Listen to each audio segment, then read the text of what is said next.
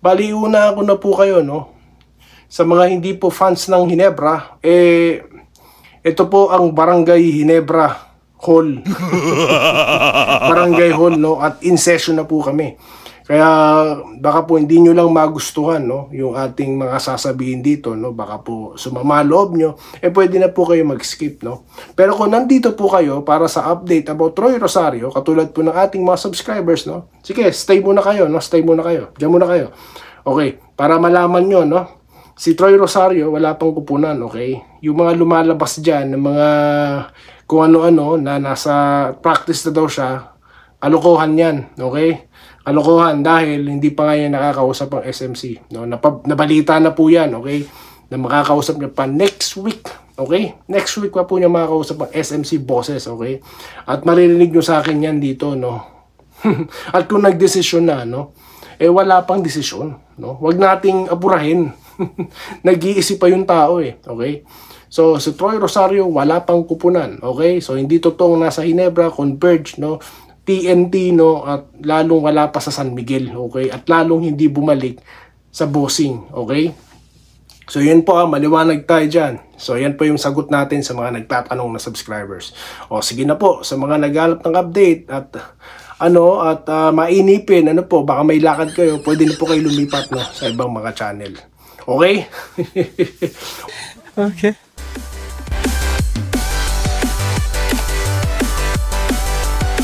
Okay, salamat po sa mga bagong subscribers. At kung nagustuhan nyo po itong content natin at mga content pa po natin, like and subscribe na po kayo. Okay, ngayon, pag-uusapan po natin, no, mabilisan lang to, is mga diskarte ni Coach Tim Cone, no, or ang diskarte ni Coach Tim Cone. Yan po ang ating laging ginagawa dito every time na may laban po ang Barangay Ginebra, no. So ano po yung mga diskarte na yan, no? Well, napag-usapan po natin sa mga nakaraang content, no, katulad nito, yung depensa po, no. Diyan po ang umpisa natin, no. Paano natin itatrap, no, o paano dedepensahan itong si RSJ, no, dahil alam naman po natin na talagang legit scorer ito, legit NBA player, no. So yan po, tinalakay po natin diyan, no. So si Holt, no, ang ating inaasahan, no, na papantay diyan, di ba? Then at the same time, magsuswitch sila ni Brownlee at itatrap na yan sa loob, no, kapag umatake, either titira yan or papasa, no. So yan po, so basa na po natin yan, expected na po natin, no. So ngayon, depensa, no, opensa po ang kasunod niyan, no, dahil the best offense is defense po talaga, dahil dyan po talaga tayo kumakamada, no. Kailangan natin daanin ito sa laro natin, which is fast break po talaga, at magsisimula yan sa depensa, di po ba?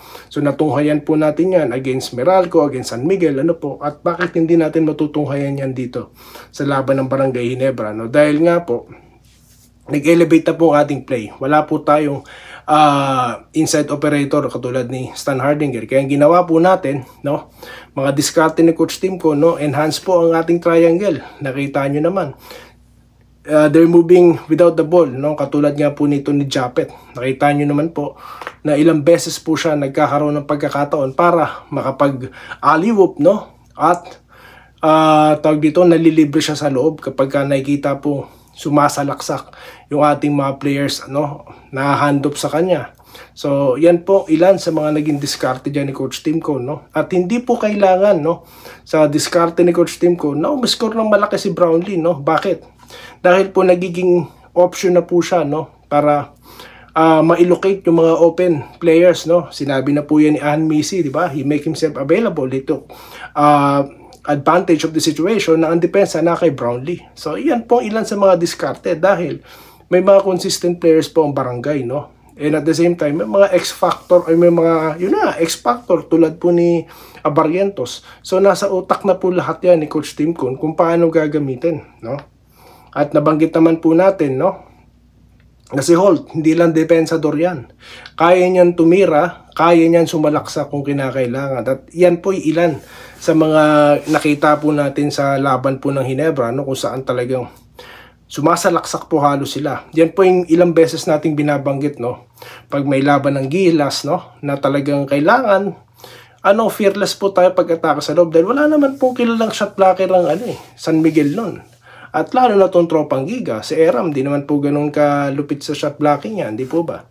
So kaya po natin, sumalaksak sa loob, no? At kung hindi man, tirahan natin sa labas dahil nga may mga consistent shooters po tayo, di po ba? So ang triangle nga, nakikita nyo naman guys, kapag hindi pwede sa kabila, iikot nila sa kaliwa, no? Kung hindi man, yung gitna, yung ma-open. So yan po yung maraming beses nating nakikita, no? Sa mga diskarte ni Coach Tim Cone. At kahit po antigo, talagang gumagana pa. Gumana nga sa international competition. Tinalo natin ang Latvia. Nagka-gold tayo sa Asian Games. Di po ba? So yan po yung ilan sa mga discarding sinasabi po natin dito, no? Ating matutunghayan, no? Sa game 1 po, no? Yan po, malapit na. So yan lamang po, di ba? Sabi ko sa inyo, mabilisan lang. Okay, shoutout po tayo ngayon, no? Mabilisan shoutout lang po ito, no? Ito, pag-usapan na po natin. Dito po kay Alan Salonga, no? Like ko vlog mo, hindi fake kagaya ni hindi lang po katulad ng fake news, no, na channel. At Malyari Mascareñas, no? Shoutout daw po sa Malyari Mascareñas, no? At salamat. Welcome po, no? Salamat din sa inyong panonood. Like natin yung mga yan.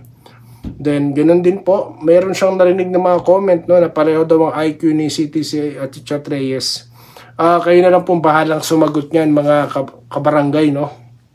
Masyado na pong bugbog si Chat Reyes, no? Nang siya po'y binash, no? Biruin nyo kahit sa, Karina, di ba? Kaya nagulat si Clarkson na parang disrespectful, no? So, ayoko na pong dumagdag. At isa po ako sa nagtanggol kay Chat Reyes, no? Hukayin nyo po sa ilalim, ha? Sa mga fans dyan, mga natitira pang fans dyan, kung nanonood pa kayo ng TNT, ha? Pinagtatanggol ko si Chat Reyes noon, ha? Hindi ako nakikiisa sa bashing sa kanya. Okay? Okay. Mariati Balao, no? Jin versus TNT. Dito na matatapos ang karir. Wag naman sana. One of the gem po ng PBA, si Chat Reyes, no? At ito po si Coach Tim Cone. Wag po natin i-bash, no? Nagkataon lang po siguro na talagang, na hindi umubra yung play niya, di po ba? Malay nyo, nag-enhance, no? Nagpahinga siya sandali, nag-aral, no? Yan po, kay Wilfredo Bautista, shoutout po, no? Ganun din po, kay Orly Magat, no? Mga idol, diehard fans, huwag muna tayo mag-expect bilog ang bola. Di pa natin kita yung laruan sa game 1. May kita natin yan, galawan ng TNT, marami silang shooter. First time po sila maghaharap, no? Hindi sila nagharap sa, elimination, di ba? So, first time nila yan. So, tama kayo dyan, sir, no? Pero, hindi po tayo nag-expect. Nagpe-predict po tayo, okay? Yan po yung ating prediction, sir, no? Sama na rin siguro expectation doon. We expect to win, no?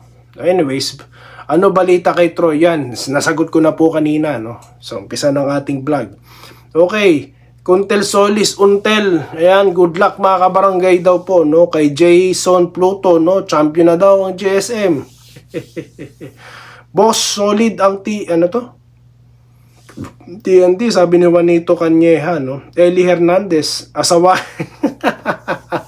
asawain daw si RHJ. Pag yan o po yun, tinalakay po natin yan kahapon, no? Kung paano dedepensahan niya si RHJ, no? Well, relax lang po tayo dyan, no? Jesse Vasquez, kaya daw ng Hinebra, no?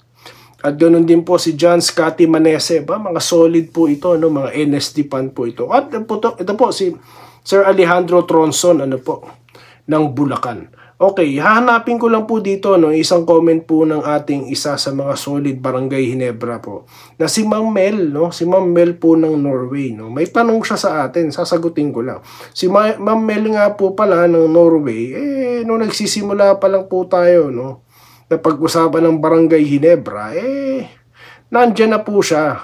Hinahanap ko lang, ma'am, yung inyong tanong, ha. Dahil lang po, ma'am, relax lang po kayo dyan sa Norway, no? Bagamat mukhang parehas na po tayong ini-snow, no? Ini-snow na tayo, ma'am. Malamig na. Okay.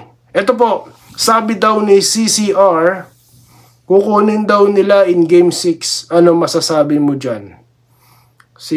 Po ba to? Chat Reyes po ba to? Well, Italy is Italy. Hinebra is Hinebra. Hindi namin. Ganun po ba? Well, kukunin nila in Game 6, no? Well, ako, Baka sweep yan eh, no? Yan ano, sweep. Pag-isipan ko muna, Tita Mel, yung ating sagot dyan, no?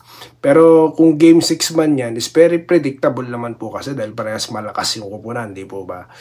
So, parehas din pong ano yan, may premiadong mga, ano, primera klaseng mga import na very skilled, di po ba? So, possible. Tignan po natin kasi nagtapos po ang serye ng Ginebra at San Miguel na malakas din, Game 6, no? Baka po, no? Baka. Yan po yung ating sagot. So, yun lamang po guys ang ating napag-usapan at muli, maraming salamat po sa inyong pagtsatsaga, no? Sa inyong panonood. At muli, maraming salamat po at good luck po, no? Sa Barangay Ginebra, no? At atin ang Game 1, no? Atin ang Game 1 ng susunod po nating pag-uusapan. Magbabalik tayo right after the game, no? Pag-uusapan po natin kung paano natin tinalo ang TNT Tropang Giga dito sa De Enrica YouTube channel at Doy TV Sports. Muli, maraming salamat po sa inyong panonood. Salamat po sa panonood. Subscribe na para sa mga susunod na basketball at boxing videos.